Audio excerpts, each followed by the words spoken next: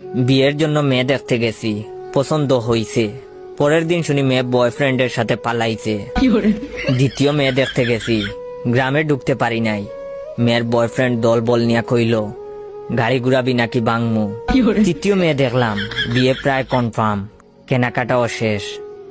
বিয়ের আগের দিন মেয়ে ফোন দিয়া কইল বয়ফ্রেন্ডের লগে রাগারাগি করে বিয়েতে হা বলছি, এখন ঝগড়া মিটছে, আমাকে বিয়ে করলে করতে পারেন, তবে আমি চান্স পেলেই বাগবো। চতুর্থ মেয়ের সাথে প্রায় বিয়ে হয়েই গেছে, প্রথম কবুল বলে ফেলেছি।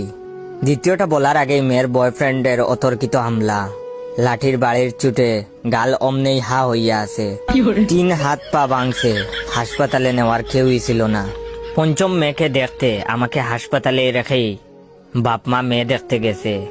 মেয়ের বয়ফ্রেন্ড হাসপাতালে আইসা আমার বাকি পাটাও ভাঙছে। আপনারা আরো অ্যারেঞ্জ ম্যারেজের আশায় বইসা থাকেন, প্রেম কইরেন না।